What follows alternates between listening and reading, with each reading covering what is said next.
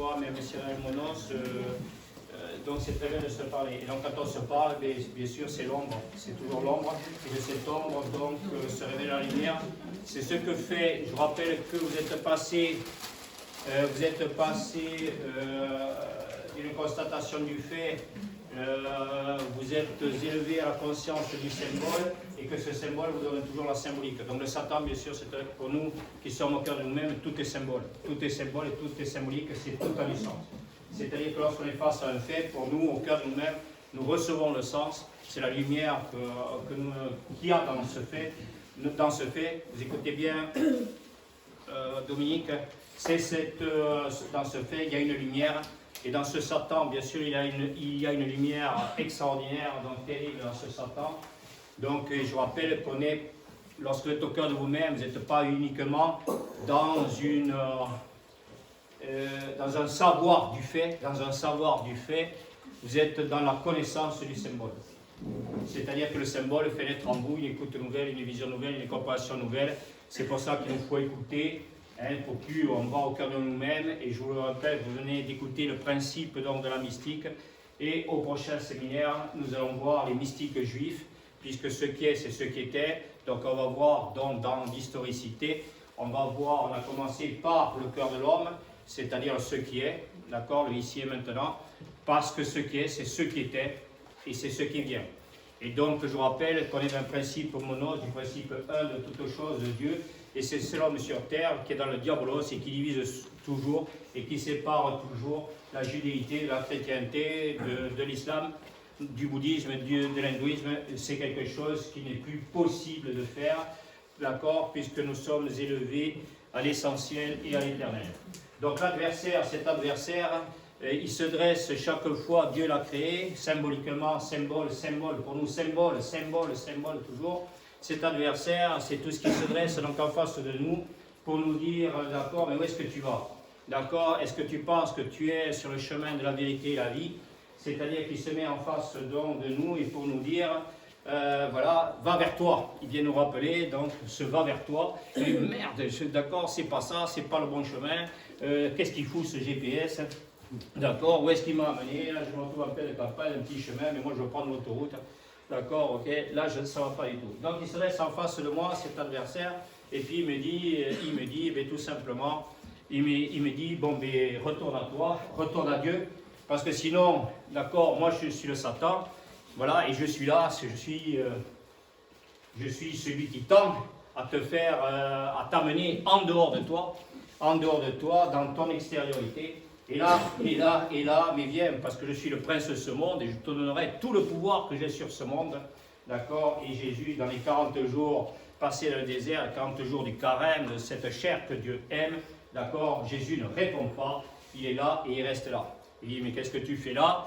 Tu étais censé sauver le monde et tes enfants sont en train de mourir de faim. Tu as des gens qui sont en train de mourir, tu étais censé les guérir. Tu as des gens qui sont handicapés, tu étais censé accomplir des miracles, et toi tu pries. Et bien si Dieu prie, c'est parce qu'il nous prie de demeurer au cœur de nous-mêmes. Il nous prie de demeurer au cœur de nous-mêmes. Donc cet adversaire, dans sa symbolique, puisque nous, qu'est-ce qu'on voit quand on voit un mot, quel est le sens de ce mot? Quel est le sens de ce mot? D'accord? On a quitté, lorsqu'on va dans l'extérieur, l'homme extérieur court à sa ruine, l'homme intérieur se renouvelle sans cesse. On a quitté notre cœur, et là on se retrouve dans un monde, voilà, où tout d'un coup, l'adversaire se met devant nous et il nous dit, mais où tu vas? Mais où tu vas? Tu vas perdre ton âme, ton esprit et ta vie dans des considérations existentielles, matérielles. Ok, alors, qu'est-ce que tu fais de ton Aleph, ton principe créateur? Regarde le Satan, d'accord, ok. Voilà, j'ai tout ça, moi. Moi aussi, je suis une émanation de Dieu, de son principe créateur. Regarde, moi aussi, je laisse sur Aleph. Moi aussi, j'ai du pouvoir de créer. Mais, et ce Dalet, cette porte, tu n'es pas resté à la porte du ciel, à la porte de ton cœur. Alors, vers, viens, je t'amène vers, et je vais te faire errer dans ce monde. L'adversaire Alors, quand tu me vois, tu viens avec moi? Non. Je retourne, moi. Je retourne chez moi. Je suis le petit poucet. Je vais retrouver ma maison. Je vais retrouver ce 7e jour de la création. Je vais retrouver ma maison.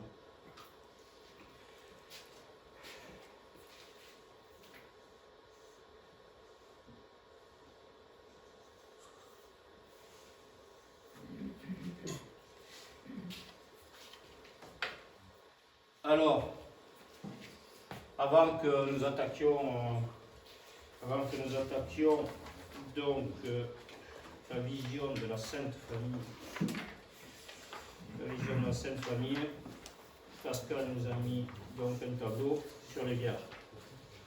Voilà. Donc il y a des choses, on ne verra pas, donc on verra Israël. Ouais, pardon. Pardon. Vous savez que j'écris que pour moi. Donc, vous voyez, je vous demande d'écouter, je ne vous ai pas écouté hier. Bon, donc là, on vous a fait un schéma sur la virginité. Donc c'est très intéressant parce qu'on parlait tout à l'heure, post-café, donc que dans certaines confessions, alors il faut savoir donc, dans ce que nous a dit Théo. D'abord, je voulais vous dire une chose. Premièrement, c'est de comprendre ce qu'est un cherchant, un persévérant et un souffrant. Ce que nous a symbolisé Théo, c'est-à-dire Théo qui lit, qui travaille, qui cherche beaucoup et qui le fait de manière très spirituelle parce qu'il pourrait le faire, mais nous consultons ensemble depuis plusieurs années.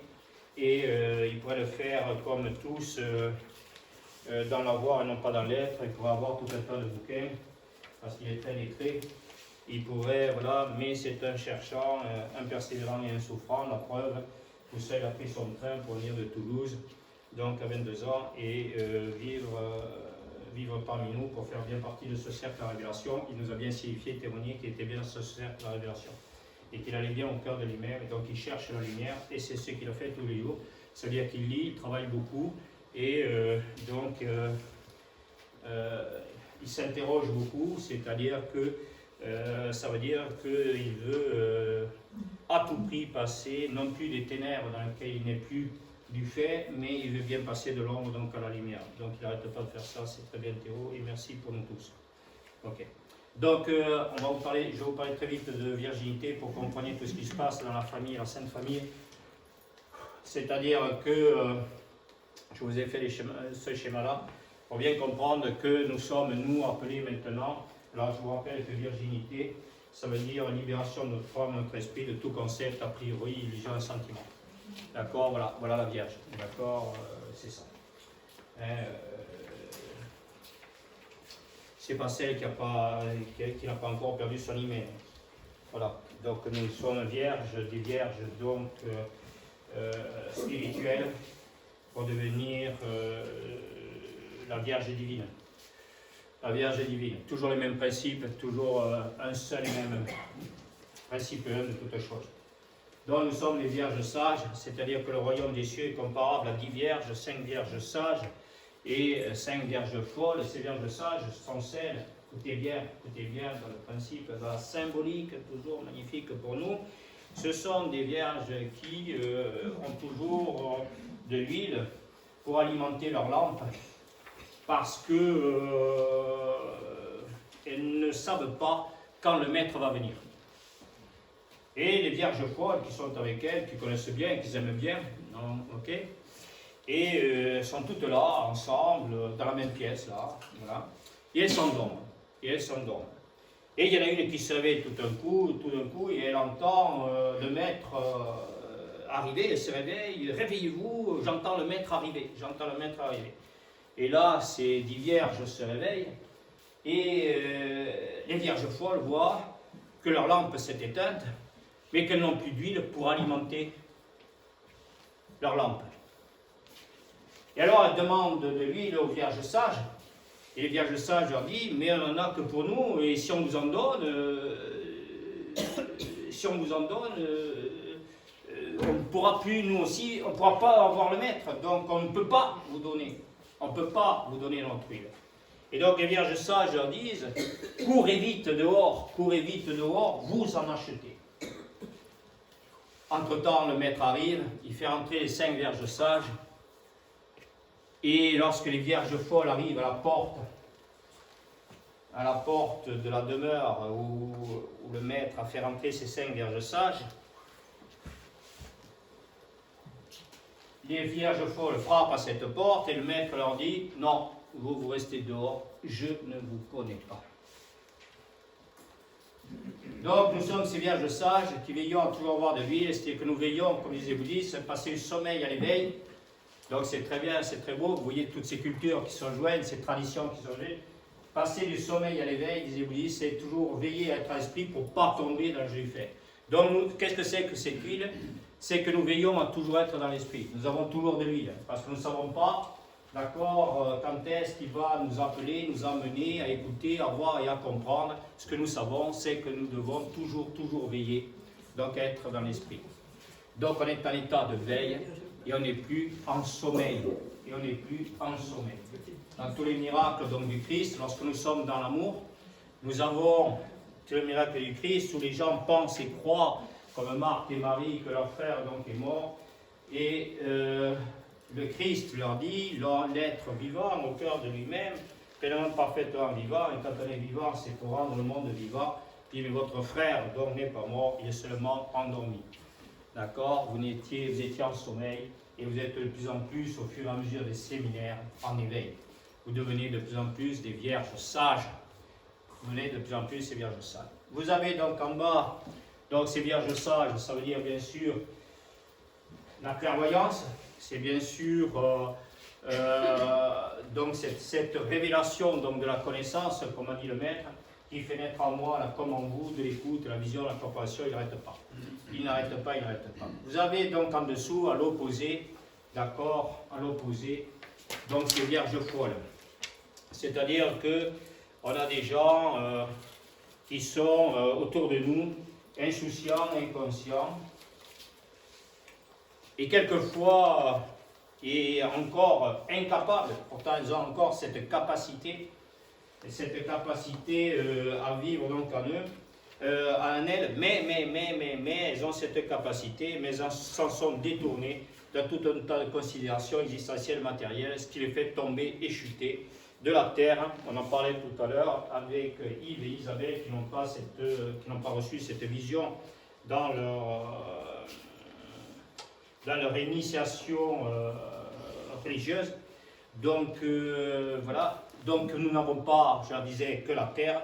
Bien sûr que Dieu a créé aussi le purgatoire et l'enfer, d'accord, tout ça. La question de ce purgatoire et de l'enfer, c'est de savoir qu'il n'y a pas que la terre, si on ne reste qu'à la vue du fait, d'accord, voilà. Alors c'est normal aussi que ce peuple hébreu, qui était appelé à regarder que les étoiles dans le ciel, et pourtant, malgré ça, d'accord, Dieu leur a envoyé Moïse, et seulement 10%, d'accord, seulement 10% ont accepté, d'accord, de s'engager sur ce chemin, d'accord, du guide que Dieu leur avait envoyé pour retrouver leur terre sainte, 10%, donc seulement, ça veut dire qu'il n'y avait que 10% de vierges sages, et que Moïse s'est retrouvé face à 90% de vierges folles.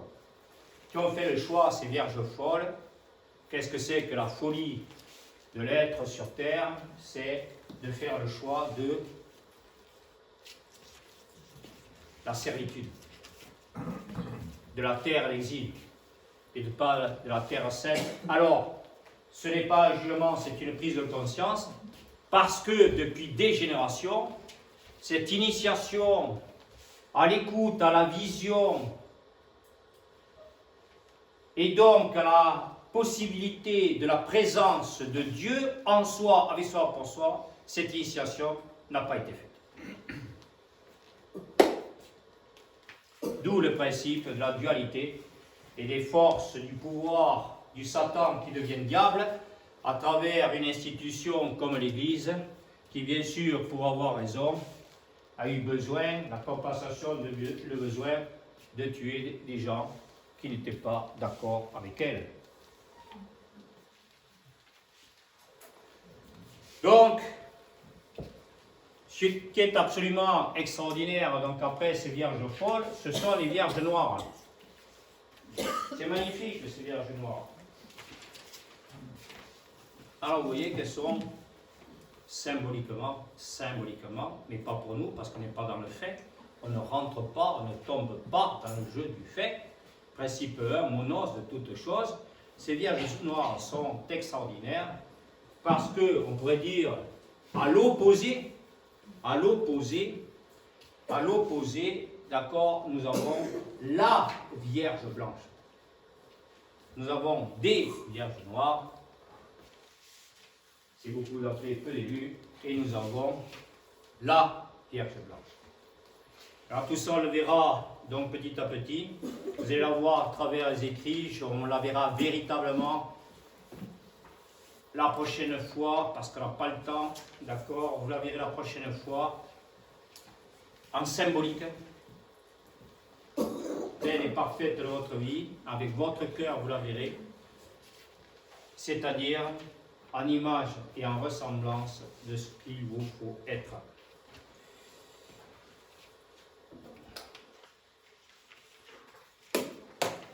Donc, il est évident que, pour en revenir à ce que nous disions tout à l'heure, nous étions donc dans des institutions qui ont instrumentalisé, c'est-à-dire donc intellectualisé la parole de Dieu pour des intérêts égotiques, qu'ils soient individuels ou collectifs. C'est une instrumentalisation. Tout est instrumentalisation à partir du moment où tout ce qui a été écrit, tout ce qui nous a été donné de manière manifestée, je vous rappelle ce que dit Armand Abécassis, théologien juif, rares sont ceux capables de lire les mots écrits à l'encre blanche cachés derrière ceux écrits à l'encre noire. Ça veut dire que tous ces faits pour nous sont symboles, et ce blanc, c'est la vie. Alors, qu'est-ce que c'est que ces vierges noires? Elles sont au plus profond de la manifestation. Au plus profond, ces vierges noires symbolisent notre plongée au plus profond de notre être, où nous sommes dans le zaïn, dans l'anéantissement complet et total de notre être, et ce n'est qu'à cette condition-là, alors que nous avions même nous pensé et croire que nous avions fait du chemin pour aller au cœur de nous-mêmes, je vous rappelle, qui s'abaissera sera élevé, qui s'élèvera sera abaissé, il n'y a que la main de Dieu qui nous élève, et c'est pour ça que du ciel, il redescendra à travers nous, et il commence à redescendre, vous le voyez, à travers nous sur terre, pour descendre en enfer, parce que Dieu aime tous les siens, pour faire remonter tout le monde sans exception, parce que Dieu aime tout le monde, pour faire remonter tout le monde au ciel. C'est ce Dieu de justice qui ne discute pas, qui ne s'arrête pas, qui ne peut pas s'arrêter, il ne peut pas, il ne sait pas le faire. Il ne l'a jamais fait, il ne peut pas s'arrêter au fait de ce qu'est ou de ce que n'est pas l'homme. C'est la révélation pour l'homme de son amour total, infini, éternel et universel. Il ne laisse personne en rade, il ne laisse tomber personne. Donc, ces vierges noires, ce sont ces vierges, ce sont ces énergies qui ne sont plus et qui deviennent ces énergies de toute la création, de toutes les ténèbres qui ramenaient vers le ciel sont révélation de ce que l'homme peut encore toujours et même toujours plus devenir lorsqu'il n'est pas vierge sage pour être la Vierge blanche. Cette Vierge qui est pureté, simplicité, virginité, fécondité, enfantement d'une vie infinie et éternelle. Cette Vierge, c'est le cœur de l'homme. Cette mère, cet océan infini de sagesse et d'amour, de genèse et de création.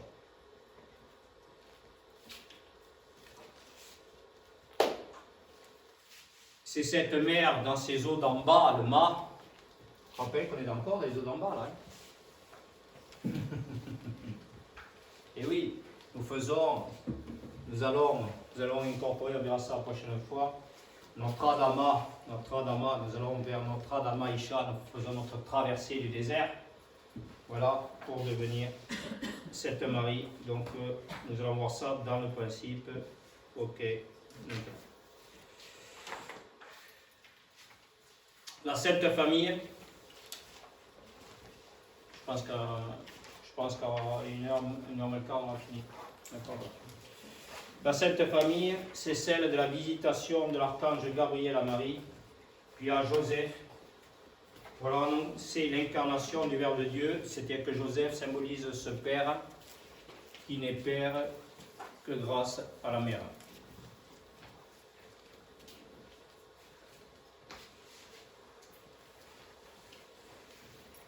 Si Marie est mère grâce au Fils, Joseph est père grâce à la mère, c'est la femme qui est l'avenir de l'homme.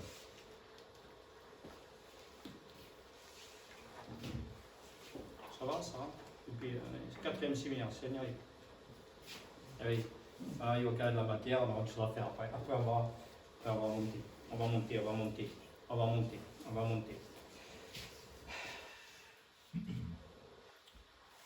N'appelez personne père sur cette terre.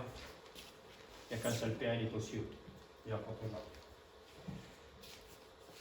Je vais vous lire la Sainte Famille, et après on va voir la famille. La véritable famille. Pour l'annoncer, donc c'est la visitation de l'archange Gabriel à Marie. Vous voyez, donc il n'y a pas que les anges qui descendent du ciel sur la terre, il y a aussi les archanges. L'arche d'alliance de Noé, l'arche d'alliance de la vie nouvelle et éternelle, et elle se ferait sans l'arche des anges. Tout se passe sur la terre comme au ciel. Donc, c'est la visitation de l'archange Gabriel à Marie, puis à Joseph, pour leur annoncer l'incarnation du Verbe de Dieu, de la conscience du « Je suis ce que je suis », en un enfant appelé Yeshua en hébreu, Jésus pour nous, le Fils de Dieu, le Fils de la lumière, le Fils de tous les hommes. Bien sûr, puisque c'est la filiation céleste qui devient terrestre. Alors que nous retournons, grâce à lui, au Père. Voilà, on va voir ça, le retour du Fils prodigue, on va voir ça tout à l'heure. De la période de Noël. Dans toute famille qui porte cette épée de noblesse et d'honneur, autrement dit la parole, pour courir au combat pour la clémence, la justice et la vérité, Psaume 44 David, s'accomplit de manière infinie et éternelle la bonne nouvelle du Christ.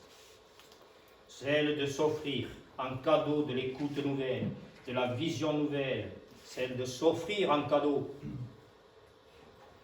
Pas besoin d'aller chez Jiffy pour Noël.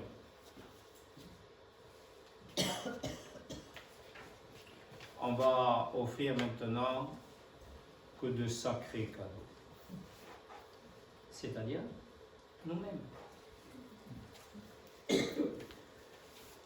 On va devenir un beau cadeau.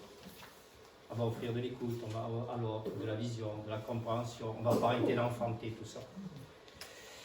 Le Fils de Dieu. Dans la période de Noël, dans toute famille, donc ce qui est nouveau en hébreu, c'est lui, c'est elle.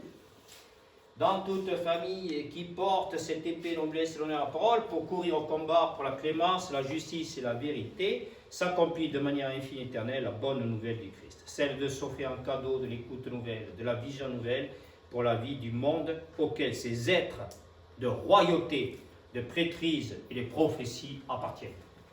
Cette parole déjà manifestée, mais aussi souvent encore non manifestée, est le témoignage de la présence de Dieu dans le cœur de cherchants, persévérants et souffrants, qu'on a vu tout à l'heure avec Théo, à l'image du Fils bien-aimé. Elle vient cultiver des terres intérieures comme extérieures, qui seraient stériles sans elle. On verra dans la mystique juive ces femmes stériles de l'Ancien Testament. On va voir ce que cette stérilité va produire comme vie somptueuse et magnifique, comme une véritable vie.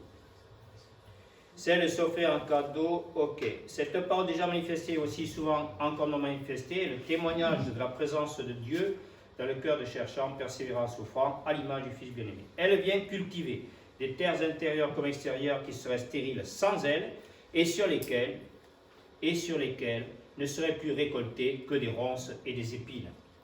L'hyperactivité des uns, sans acte d'amour des autres, n'est que système compensatoire de vide qui n'arrive jamais à être comblé. Aujourd'hui, le Satan, le prince de ce monde, vous voyez, comme par là, cherche à s'emparer de toutes les âmes et de tous les esprits de faiblesse des humains qui ne sont plus capables de recueillement, d'attention et de vigilance, les vierges sages, pour écouter la voix du Seigneur Dieu au-dedans d'eux-mêmes, ce qui les rendrait aptes à recevoir la force divine. Car c'est par la force divine seulement qu'ils peuvent combattre tous les sens, les goûts, les envies, les besoins, et se les soumettre. On se soumet les sens, alors que là, ce sont les sens qui nous emportent.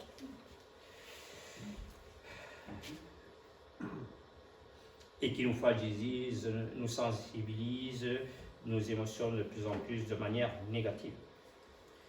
Car c'est par la force divine seulement qu'ils peuvent combattre tous les sens et se les soumettre, et quiconque n'aura pas cette force ne saurait remporter la victoire, dit Jean Tolère. Point de salut, mystique, disciple de Maître Eckhart, que vous avez écouté tout à l'heure. Point de salut sans combat dans son intériorité, dit Saint-Augustin. Et l'homme extérieur courra sa ruine, l'homme intérieur se sans cesse, vous le savez maintenant, avec Saint Paul. Celui qui demeure en lui, en elle, voit le Fils comme le Père demeurer en lui, en elle, et sa maison est une demeure de Dieu, dit Jean chapitre 1. Cette maison est alors en odeur de sainteté, car elle respire le parfum de l'amour de Dieu, autrement dit, sa présence.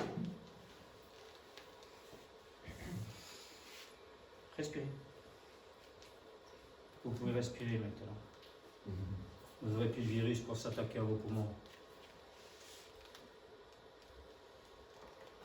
Il me dit, c'est sa foi. Ne vous amusez pas à parler de virus. Ne vous faites pas ça. Ne leur faites pas ça.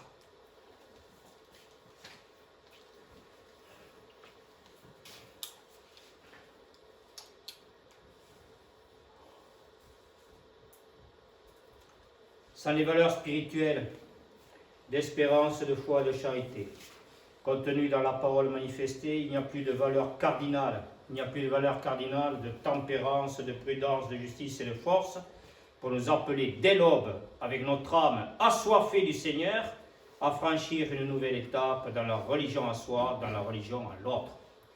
L'inculture est la mère de la barbarie des Maïmonides, car elle témoigne du rejet pour certains, du refus catégorique pour d'autres, de la quête de l'absolu et de son principe un.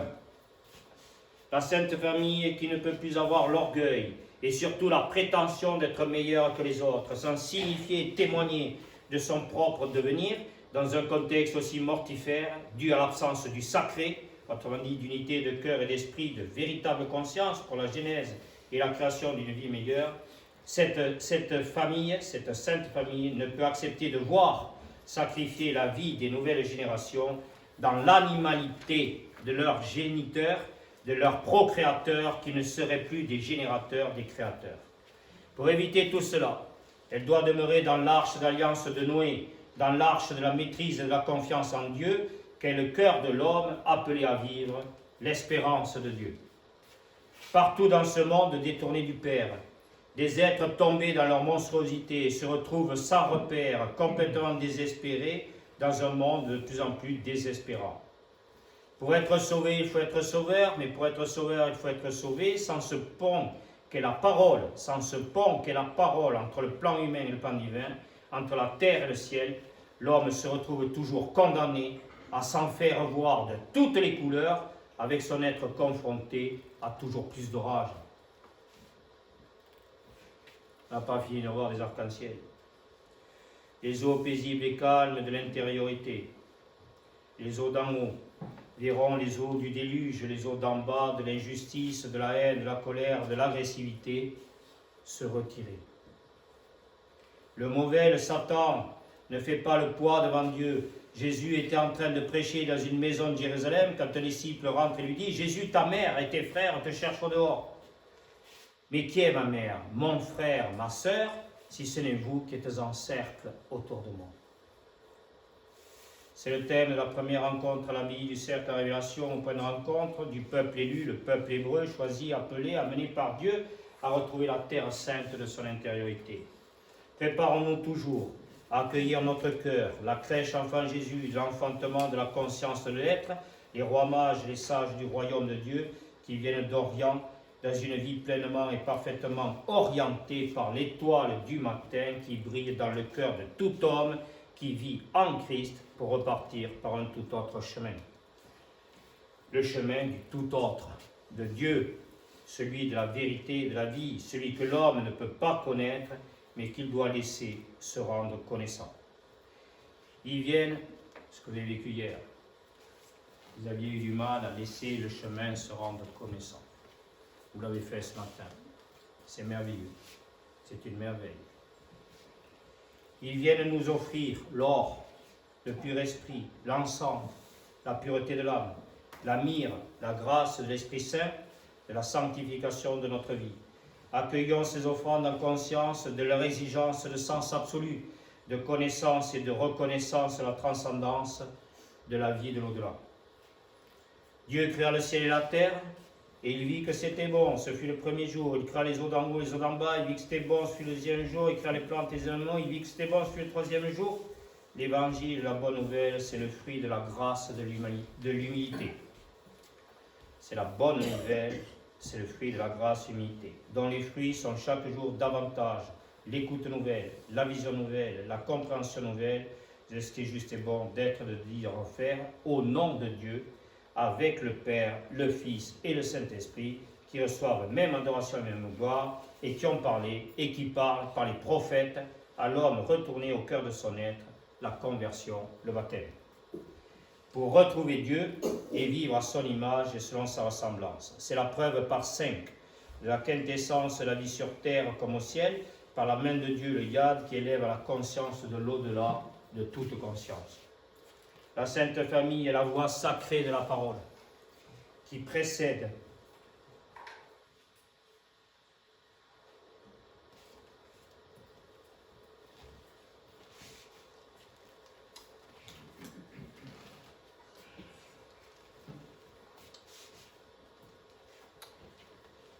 la Sainte Famille est la voix sacrée de la parole qui précède et guide l'homme sur le chemin sur terre comme au ciel.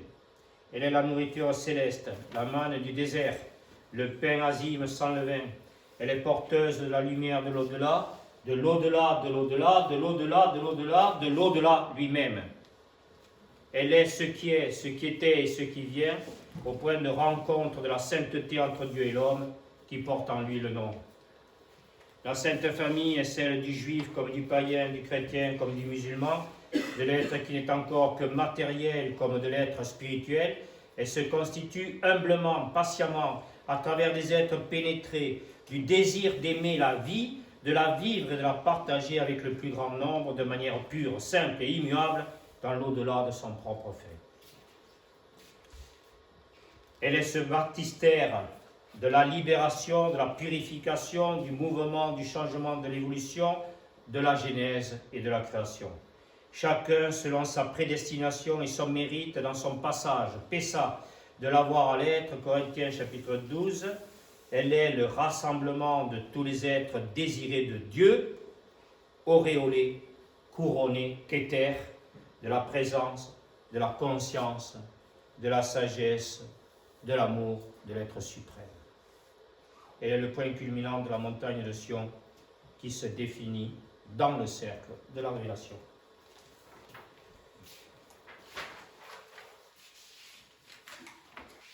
Le mariage, c'est l'âge de se marier. Le temps venu de témoigner dans sa relation à l'autre d'une croissance, un ordre de grandeur et non une grandeur, suffisante pour faire naître la vie dans sa relation à soi comme à l'autre. Il faut se laisser pénétrer du iode, de la semence divine, et la laisser croître en nous, dit Annick de Souvenel. Dieu se fait tout petit en l'homme pour que l'homme devienne grand. Tel est le mystère de l'incarnation qui renferme le mystère de la vie, de l'évolution de la nature humaine. L'enfant est le symbole de l'humain. Il renferme en lui la potentialité des valeurs morales, de justice, de tempérance, de prudence et de force, rappelées et données par l'éducation parentale, par les parents, ceux qui se sont rendus ensemble au Père, ceux qui sont rendus à la justice pour devenir bons. Les valeurs morales sous-tendent les vertus théologales d'espérance, de foi et de charité.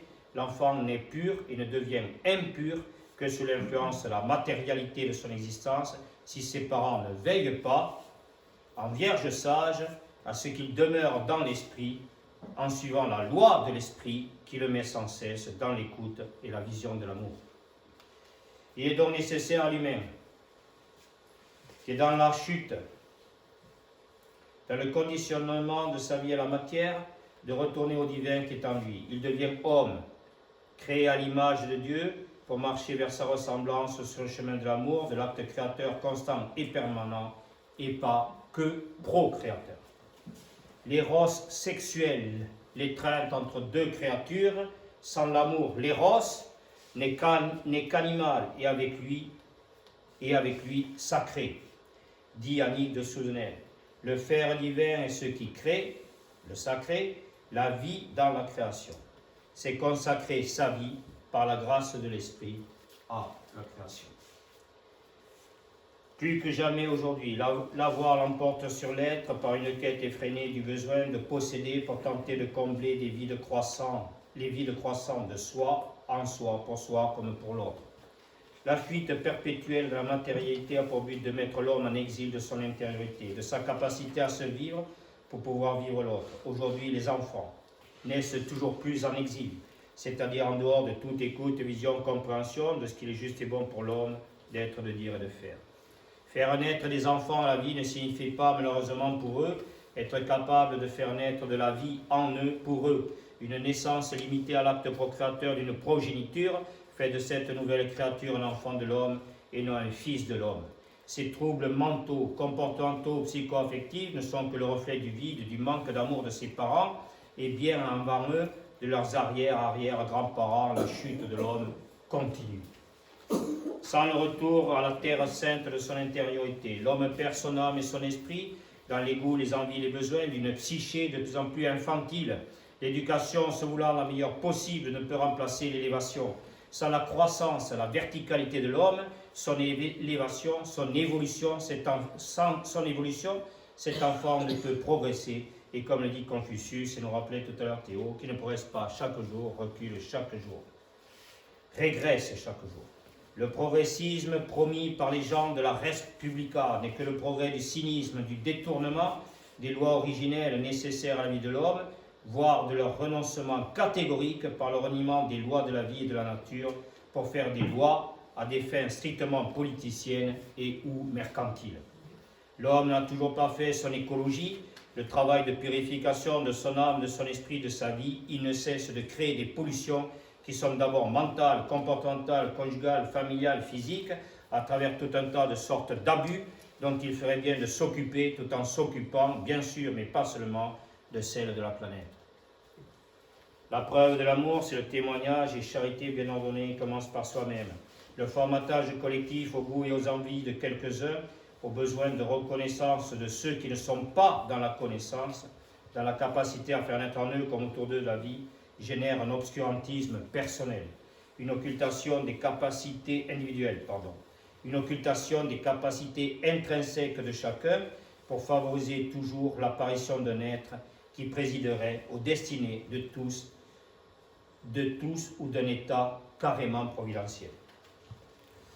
Donc un obscurantisme individuel, une occultation des capacités intrinsèques de chacun pour valoriser toujours l'apparition d'un être qui présiderait aux destinées de tous ou d'un état carrément providentiel.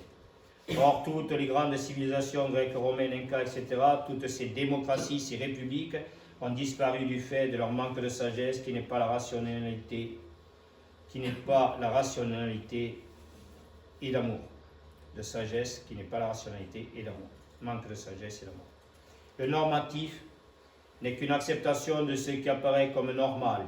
En aucun cas le témoignage du recours aux normes ontologiques, aux lois créatrices de vie que l'homme reçoit au cœur de lui-même, de l'esprit universel, des sages, des maîtres, des prophètes, des saints, de toutes les cultures et les traditions. L'ego, l'orgueil de l'homme, l'amène à renier Dieu pour pouvoir se croire Dieu. Il veut profiter de la satanée triade, du Satan diabolique, prince diviseur, séparateur, jouissance, possession, pouvoir. La satanée triade, jouissance, possession, pouvoir. Le sentiment est humain, l'amour est divin. Le sentiment, c'est ce qui ment. L'amour est vérité, car il est seul créateur de vie. Il est source de vie constante, éternelle, car il est le seul sens de l'au-delà. Confucius rappelle que celui dont la clairvoyance ne s'étend pas loin, et bien ça, ne s'étend pas loin, sera bientôt dans l'embarras. L'être ordinaire se mortifie à l'ombre du fait. L'être éclairé ressuscite à la lumière de l'esprit, dit Sénèque. L'homme dans le fait, Sénèque nous rappelle qu'est méprisable tout être humain qui ne va pas au-delà de lui-même.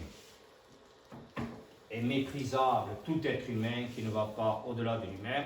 Si nous ne sommes pas appelés à mener, si Dieu, dans sa main, ne nous a pas appelés à mener, aller au-delà de cet humain que nous étions, eh bien ça se verrait. Eh bien il ne le voit pas. Rendons grâce à Dieu et bravo et bien pour vous. Merci pour vous. L'amour est vérité car il est seul créateur de vie, il est source de vie constante éternelle car il est le seul sens de l'au-delà. L'être ordinaire se mortifie à l'homme du fait, l'homme dans le fait raisonne à partir du fait. L'homme dans l'esprit cherche à la lumière de son cœur ce qu'il est juste et bon d'être, de dire, de faire pour créer de la vie au-delà du fait. Le désir d'un enfant le fait naître en exil. Désir d'un enfant le fait naître en exil, si aucun désir de vie pour cet enfant ne l'entoure. Le point de cercle révélation. La Sainte Famille, c'est ça. C'est la présence de ses parents unis dans leur principe masculin et féminin, hommes comme femmes, dans cette union retrouvée entre leur être extérieur et intérieur, dans ces épousailles de la vie retrouvée, sauvés de la séparation de ces deux entités énergétiques, de cet Adam retrouvant son Ève, pour ne faire plus qu'un, que l'enfant divin, le Fils de l'homme, peut naître pour que vive l'enfant extérieur, l'enfant de l'homme, fruit de cette union dans l'esprit comme dans le fait, au cœur de lui-même. La mort de cet enfant divin a pour conséquence la mort de la vie de cet enfant extérieur, vie qui n'est pas limitée à son fait. La présence de ses parents en esprit, le font naître en devenir. Sa vie devient dès lors perfection dans sa relation à lui comme à l'autre, sans la loi, aime ton prochain comme toi-même. Sans l'accession à la lumière de son cœur, à cette lumière divine de création, l'enfant n'accédera jamais au 7e jour de sa création, le 7, le chiffre de la perfection, de la présence de Dieu. Devant lui, face à lui, occultant sa nature divine, originelle d'être créateur de la création, il retournera au 6e jour de sa créature, dont la potentialité inaccomplie le range au rang des animaux. Le détournement par l'homme de ses lois ontologiques l'amène à opter pour des lois à la source d'une véritable jungle, avec la bonne conscience d'en mettre quelques-uns en cage.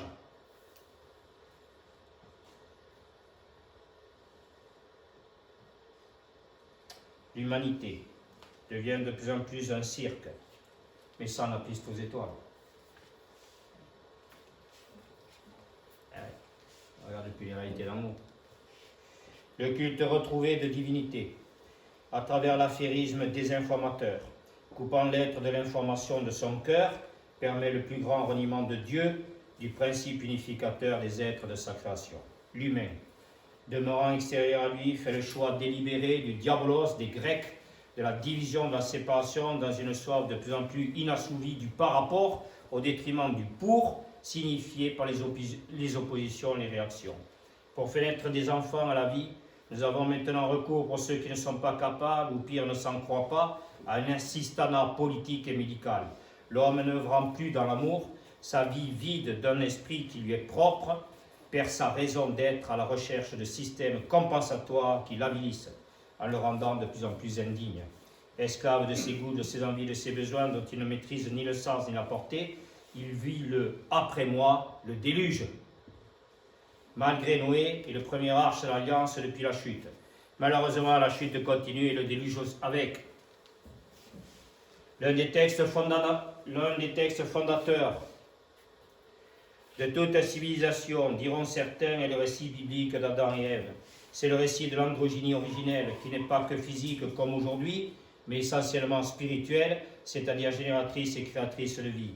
Le sens de la côte d'Adam, à partir de laquelle Ève aurait été créée, n'a de sens que de séparer le côté masculin du côté féminin de chaque être en vue de la reconnaissance de ces deux principes dans le face-à-face à l'autre pour ne faire qu'une seule chair, ce qui est cher au regard de Dieu, et laisser s'établir l'unique dans la grâce de l'unité.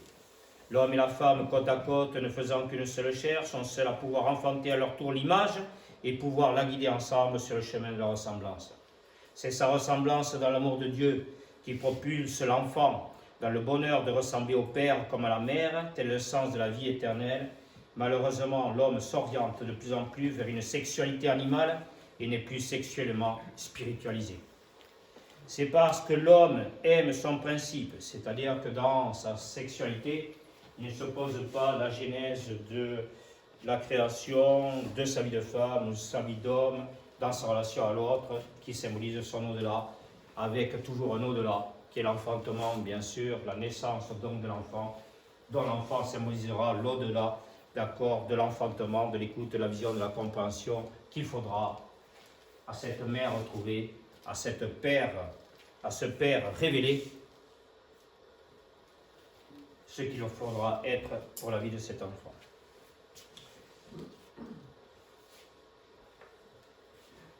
Et après, on terminera par quelque chose de... Tel est le sens de la vie éternelle. Malheureusement, l'homme s'oriente de plus en plus vers une sexualité humaine et plus sexuellement spiritualisée.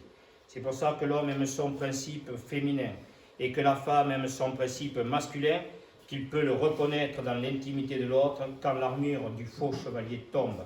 Cette reconnaissance du lien du faux chevalier, parce que je vous rappelle que dans la chevalerie, donc la vocation du chevalier, c'est de combattre, d'accord, de donner sa vie à Dieu et à sa dame. À Dieu, c'est-à-dire au un, et à sa dame, le Dalet la porte, qui lui ouvre la vie de son âme. Il ne perd jamais son âme, le chevalier. Le chevalier bienfaisant de la cité sainte de la Jérusalem céleste, qu'on va voir avec les mystiques la prochaine fois. C'est parce que l'homme aime son principe féminin que la femme aime son principe masculin qui peut le reconnaître en l'intimité de l'autre quand l'armure du faux chevalier tombe. Toutes les illusions, les sentiments, c'est ça l'armure du chevalier. Je vous conseille de lire un livre qui est somptueux, qui est magnifique, qui est Le Chevalier à l'armure rouillée. Il y a beaucoup de mes patients qui l'ont lu, mais lisez ce livre, c'est un petit livre qui est très chouette. Au départ, vous allez me dire, mais qu'est-ce qu'il nous a donné à lire là, quand on écoute, là. Et puis vous allez voir que, surtout, ne vous amusez pas à le lire d'un trait, et lisez un passage, parce que sinon vous allez vous faire prendre par l'histoire, et puis là vous allez perdre votre esprit, voilà. Et vous n'allez pas pouvoir suivre le chevalier, vous n'allez pas pouvoir aller au combat. C'est un très beau livre. Cette reconnaissance du lien intime de la vie en soi comme en l'autre, sans privilégier un principe, masculin ou féminin, plus que l'autre, a pour but la création de la vie, de la création et pas que la procréation. On a vu tous les schismes hier, du judaïsme, du christianisme, de l'islamisme, de l'hindouisme, d'accord.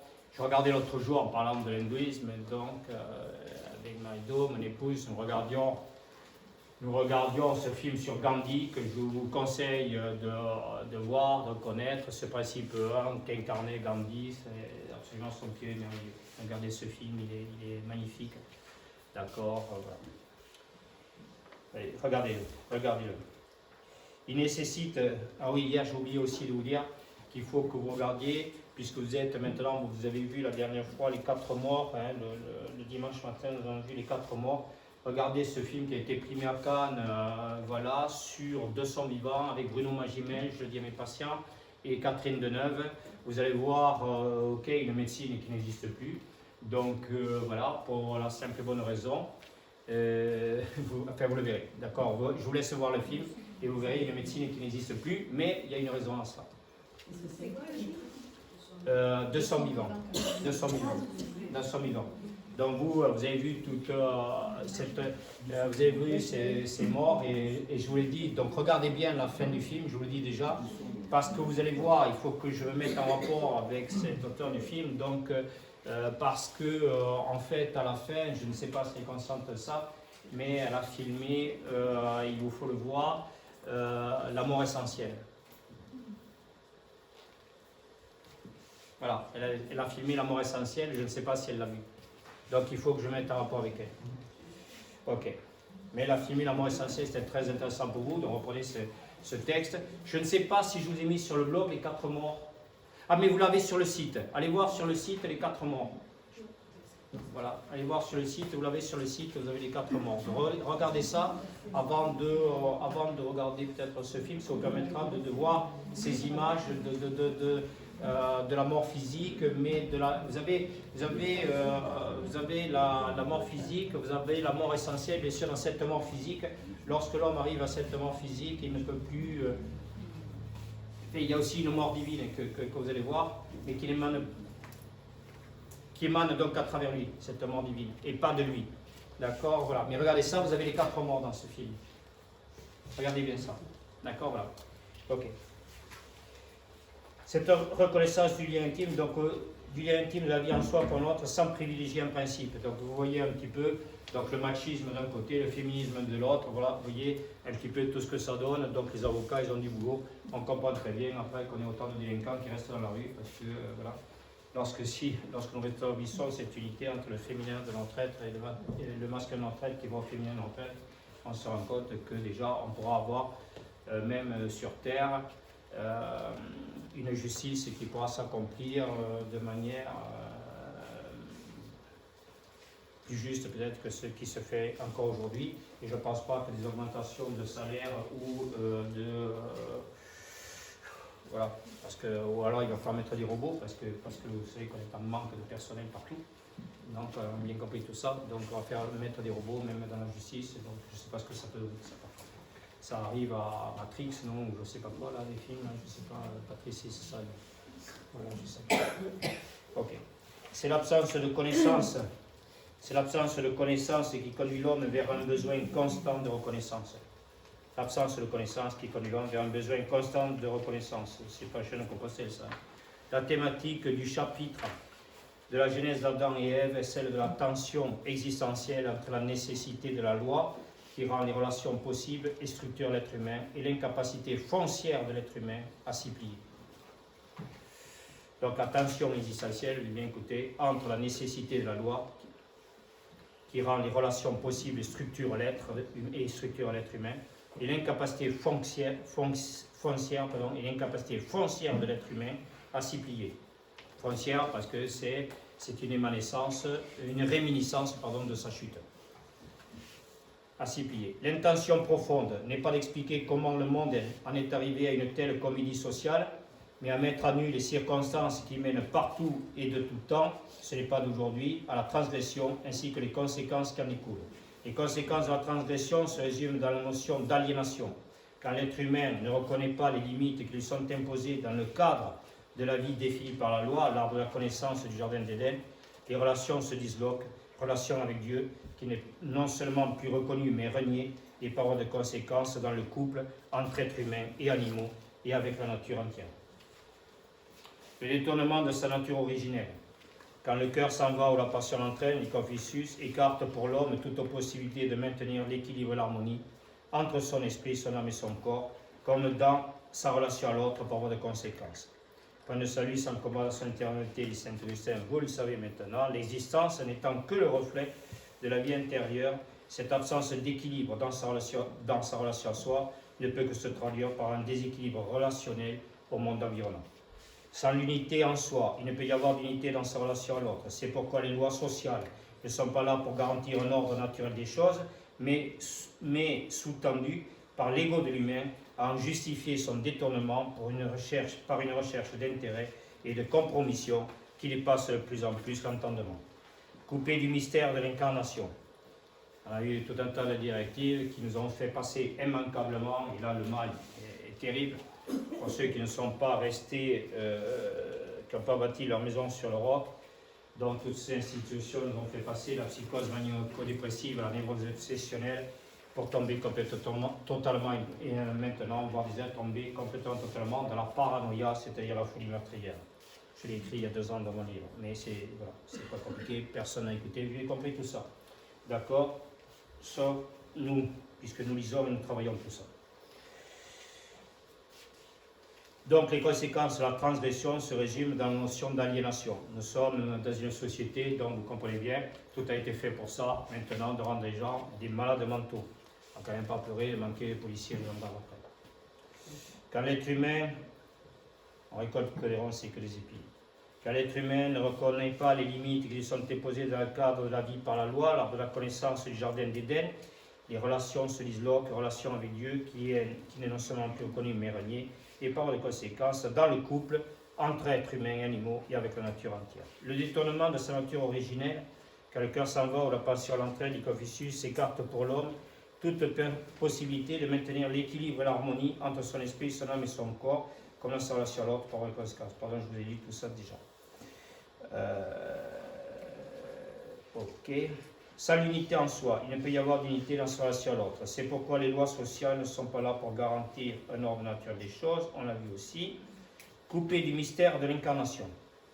L'humain, étranger aux lois ontologiques, adopte un comportement de plus en plus étrange, autrement dit étranger, à ce qu'il est censé être originellement. Coupé de Dieu, il se coupe de son Fils, de sa capacité à recevoir l'Esprit Saint, de tout principe créateur. L'union à Dieu seul permet l'union entre les êtres et évite les désunions, les divorces, par la capacité à vivre toujours dans l'au-delà, à ne plus mortifier sa vie à l'ombre du fait, de goût, d'envie ou de besoin, mais à ressusciter à la lumière de l'Esprit, comme dit Sénèque dans La vie heureuse. Seules les lois universelles, de sagesse et d'amour peuvent garantir de leur application inconditionnelle l'unité entre les êtres. Le culte de la précipitation dans le temporel efface de l'esprit de l'homme le sens de l'universel et la paix qui en découle. Les voiles se lèvent. De plus en plus, des comportements inversés, masculins comme féminins, depuis des générations, qui n'ont cessé de traverser l'existence dans le jeu compensatoire insensé, vide de sens, de la perte de capacité de chaque homme et de chaque femme à se vivre comme tel, dans sa relation à lui ou à elle, comme à l'autre. Le détournement de sa réalité première l'empêche de vivre toute autre réalité. La complicité de 2 êtres ne s'établit qu'à travers leur complémentarité et non leur quête d'égalité ou de liberté. L'une se situant dans l'établissement du pour l'un comme pour l'autre, les 2 autres dans le vécu de l'un par rapport à l'autre. Les déviances, vous voulez que je vous lise ça? Le détournement de sa réalité première l'empêche de vivre toute autre réalité. La complicité de 2 êtres ne s'établit qu'à travers leur complémentarité et dans leur quête d'égalité ou de liberté. L'une se situant dans l'établissement du pour l'un comme pour l'autre, les 2 autres dans le vécu de l'un par rapport à l'autre. Les déviances sexuelles ne doivent nullement être jugées et condamnées, mais comprises comme émanant d'une multitude de compensations, le plus souvent inconscientes depuis des générations. Seul le retournement aux lois d'amour et de sagesse amène l'homme à se rendre à la justice divine pour que la vie lui soit rendue dans tous ses principes et retrouve tous ses droits. La vie émane de son cœur et permet à l'homme de passer de la créature à l'être créateur. La vie mariale, la vie en mari, crée le matriarcat qui préside au patriarcat. La mère et le père, archétypes ontologiques, créent les conditions de l'alliance retrouvée. Chaque être, homme comme femme, vivant centré sur lui, vie en mère, réceptacle de la lumière divine et ampère émetteur de cette lumière. L'anneau d'or, le métal le plus pur signifiant dans sa circonvolution le cercle, l'esprit de l'universalité, repasse au doigt de celui et de celle qui retendent leur main vers Dieu, espérant recevoir la grâce d'aimer. Le paradigme fondamental de l'ontologie qu'est l'amour. Le sentiment est humain et s'accompagne régulièrement d'un sentiment qui ne manque jamais de lui faire suite. Seul l'amour est créateur de vie. Faire naître un enfant à la vie a pour corollaire ontologique naturel à l'homme de faire naître de la vie en cet enfant. Malheureusement, le fait d'avoir un enfant occulte, souvent, de par son entourage, sa capacité à être. Ainsi, le fait d'avoir un enfant, comme de l'adopter, ne signifie pas toujours pour lui, de la part de ses parents, la capacité à s'aimer véritablement pour l'aimer selon la loi « aime ton prochain comme toi-même ». La preuve de l'amour étant le témoignage de l'écoute, de la vision, de la compréhension, de ce qu'il est juste et bon d'être dit, de faire pour soi comme pour l'autre. Aucun père ni aucune mère ne peut demander à son enfant ce qu'il n'exige pas de lui-même ou d'elle-même. L'absence de stérilité biologique n'exclut pas la stérilité ontologique. C'est une des raisons pour lesquelles la stérilité masculine augmente. Donc on verra ça avec les femmes de l'Ancien Testament qui étaient toutes stériles. C'est une des raisons pour lesquelles, dès que l'homme conforme sa vie à la parole de Dieu, d'accord, elle devient féconde. C'est une des raisons pour lesquelles la stérilité masculine augmente dans nos civilisations existentialistes, matérialistes, la femme étant amenée à vivre de plus en plus à travers son être extérieur, son principe masculin, et se détourne de son principe intérieur féminin. L'homme de l'exil a tendance à se féminiser dans un rapport de force, de volonté, de courage, de responsabilité qu'il abandonne. L'homme en exil est un divorcé de sa vie, dit Annie de Sonnel, ne peut donc que se séparer de l'autre. L'homme ordinaire est en vie, seul le sage vivant, dit Confucius. Le sage étant celui redevenu capable de vivre l'intériorité de sa vie. Interrogeons-nous, ne sommes-nous pas des tueurs, souvent les premiers auteurs inconscients de nos meurtres? Le premier homme né dans cette situation d'exil, Caïn, se vit en rapport de force avec son frère et le tue. Les villes qu'il construit, les civilisations qu'il édifie, si admirables soient-elles, les systèmes philosophiques érigés en certitude auxquels il oblige, les découvertes scientifiques dont il ne contrôle plus les applications, l'ensemble de ses œuvres mues par un orgueil insensé qui préside à son illusion d'être devenu Dieu, tout est source de mort. Que d'être sacrifié dans les retombées ignorées des lois ontologiques transgressées. Paradoxe absolu, qui n'est autre que l'affrontement de nos deux natures en chacun de nous. L'homme animal a si peur de l'autre, l'homme ontologique présent en lui, et dont il a la nostalgie, et qu'en même temps, il redoute. Ce que dit Saint Paul, vous avez des yeux, mais vous ne regardez pas, des oreilles, et vous n'écoutez pas, parce que l'amour vous fait peur. L'homme en exil a peur. L'homme en devenir, l'homme en exil a peur. Les doutes, les angoisses, les craintes et les peurs. Et là, elle s'efface avec la volonté, le courage, la force d'aimer. L'homme en devenir n'a que de la volonté et du courage pour courir le risque d'aimer en apôtre du Christ vivant et ressuscité en lui. Qui sait aujourd'hui que dans sa liberté fondamentale, l'homme a choisi l'éloignement de Dieu et dans l'ignorance, la douleur et la mort. Sa relation magique au Dieu, tout extérieur à lui, qu'il s'appelle Bouddha, Jésus, Mahomet ou Shiva, incarnation vivante qu'il s'invente toute puissante pour les convoquer dans ses croyances, toutes ces incarnations vivantes qu'il s'invente toute puissante pour les convoquer dans ses croyances, à l'obligation de l'arracher à son drame, cette relation illusoire continue de s'effondrer au fil du temps. Ayant perdu la foi en lui, autrement dit la foi que Dieu place en lui, je vous lis cette phrase, est importante.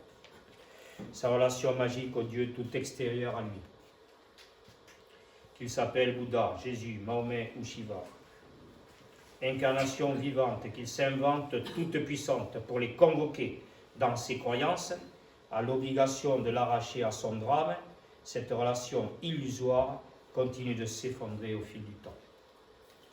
C'est toutes nos pensées et croyances de religiosité. Ayant perdu la foi en lui, autrement dit la foi que Dieu place en lui, mais avec elle s'effondre toute relation, car incapable de se reconnaître responsable de ses maux, et d'accepter une autre logique que la sienne, qui n'est qu'intellectuelle ou basée sur l'affect ou le non-affect, le logos, le vécu selon la parole de Dieu, qui le conduirait vers Dieu, il rejette Dieu. Par rapport à l'infantilisme primaire du concept qu'il a encore de Dieu, par rapport à l'infantilisme primaire du concept qu'il a encore de Dieu, il est de plus en plus dans une phase réactionnelle de même niveau, car c'est avoir encore un concept de Dieu que de se penser capable de pouvoir le rejeter. Et la mort continue de mordre en l'homme son cœur enveloppé des voiles de son ego, qui le sécurise faussement pour mieux étouffer sa vie. Il ne pose sur ses épaules que les têtes illusoires des nouveaux principes que lui dictent ses éthiques, ses idéaux, ses désirs momentanés, les projections mentales inconscientes que lui fixent les buts qu'il donne à sa vie animale, tout objet derrière lequel il se cache.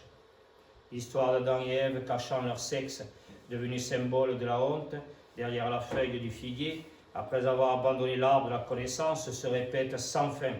Heureusement pour l'homme que dans sa vie animale se déploie une présence divine subtile, aimante et aimantant la vie insensée, inconsciente de l'homme vers une proposition de sens et de conscience.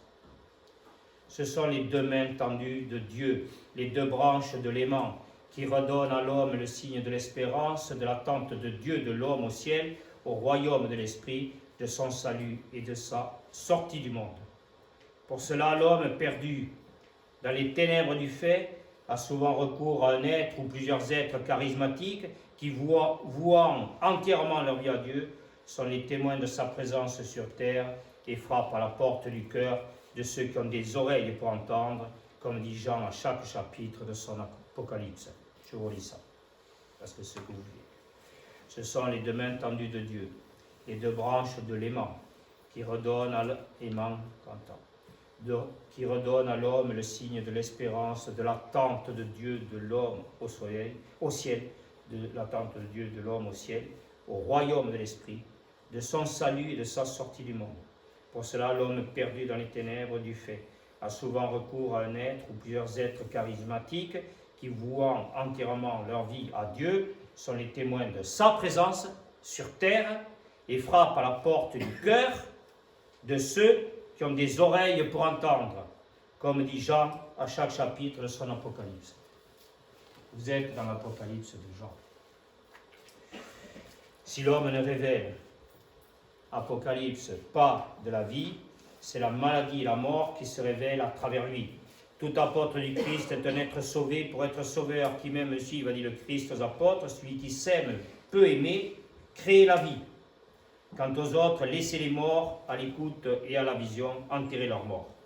Parce que l'homme n'est pas entré dans une dimension d'homme, grande tâche, il ne peut faire naître son fils intérieur et son enfant extérieur, alors meurt. S'il n'y a pas la naissance, s'il n'y a plus de naissance, de vie, de mouvement, de changement et d'évolution, c'est que sur terre, ce n'est plus que la mort.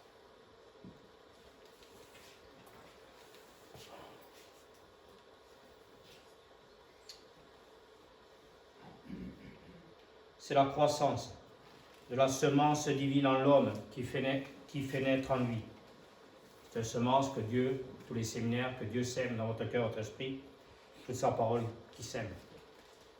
C'est une semence divine, c'est la croissance de la semence divine en l'homme, la montée de sève qui fait naître en lui, pour lui comme pour le monde qui l'entoure, une grandeur d'âme et d'esprit. Sans l'amour de Dieu pour l'homme, sa vie est stérile et mortifère, perdant le sens jusqu'à ne plus avoir de sens. Nous assistons à une fin d'humanité, mais pas de l'humanité grande tâche.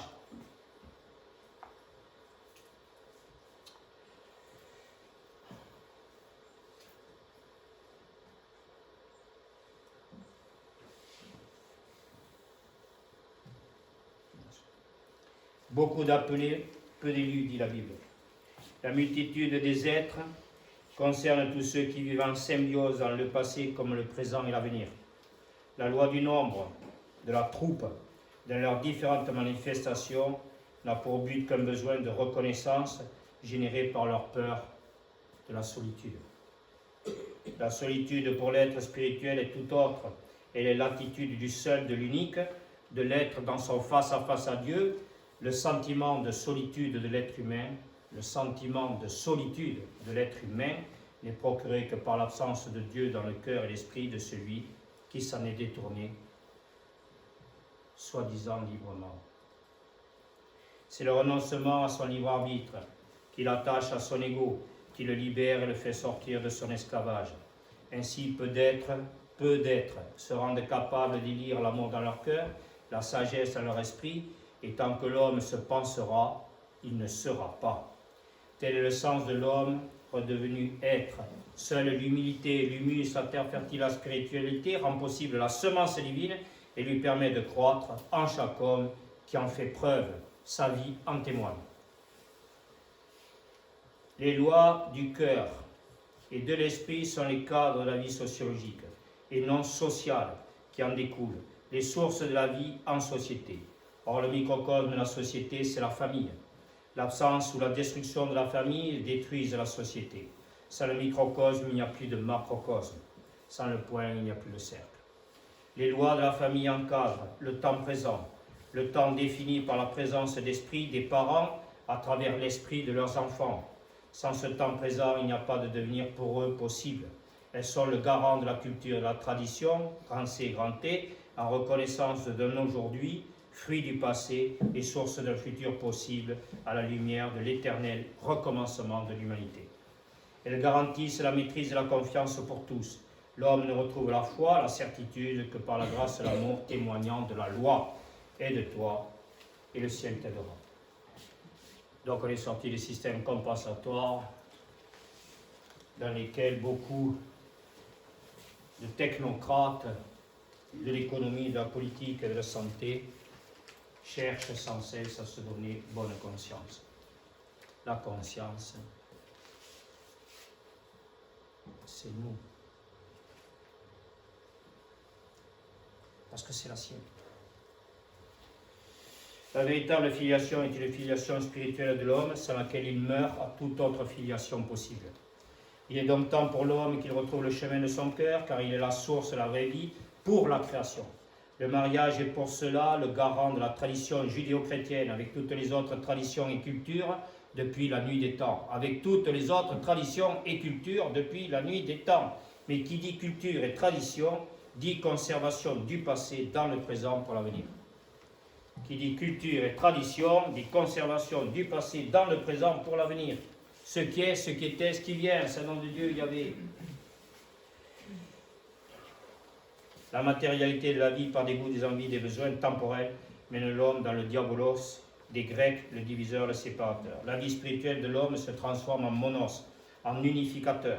Le retour à la terre sainte, son intériorité, Ancien Testament, en suivant les sages et les prophètes, jusqu'à la Jérusalem terrestre de son cœur, dans lequel il pénètre en Christ, fait de l'homme comme de la femme une épousée du Christ, de Dieu, l'époux. Sauver celui qui épouse la vie en lui, voit Dieu épouser la vie en lui, en elle, et à ce moment-là, fait de lui un être capable, plus un être humain, un être pleinement et parfaitement capable d'épouser la vie en l'autre.